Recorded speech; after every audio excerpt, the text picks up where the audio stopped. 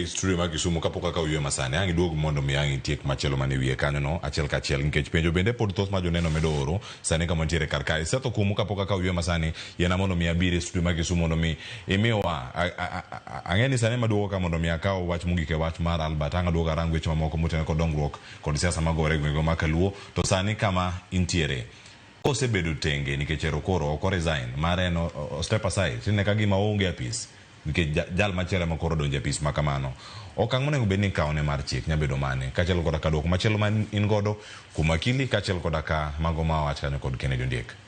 Seth. Ero kamano Cleophas awinjo ka osiepegago osekuot plethora mek laws chik bang' chik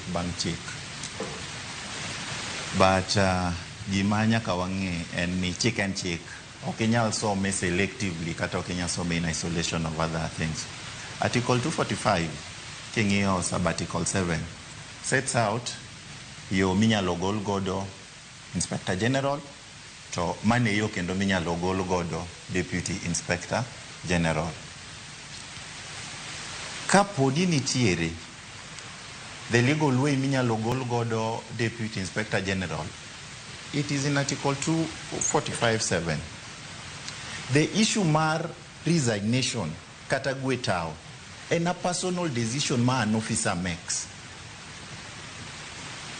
Nyalo bedo ni nitiere factors moko ma extrinsic ni gimoro nyabelo notimre gimoro ma otimore oko koni ma would lead that officer mondo bed piny to make a personal decision mondo mi or resign. But onge chik and oningo gi site na chik no onge chik ma wacho niya if you are accused of an act or omission then you must resign. Okochuno you may resign okeni you must resign. So kick out the option ni I am not going to resign. There are other options mangato ningo beniti yogodo and I take issue ni usiepegagi insist ni the only thing made Lagat timo and he must resign. Undieko lingalinga, undieko aeko komangeny, undiek de law so I was not interfering with anybody. Olingalinga, he will have his opportunity to speak. Article 23 he will have his opportunity to speak. No, article no bro quote bange. Okay. No, he should tell us ni ere kumawachonia the Deputy Inspector General of Police must resign. Article there are laid out procedures. There are Miwachik 245(7) wachonia ni ikaos report itero National Police Service Commission. The National Police Service Commission bro ngiyo kagido ka there is evidence gibiro bet piny ngani bro luongo obedo investigated.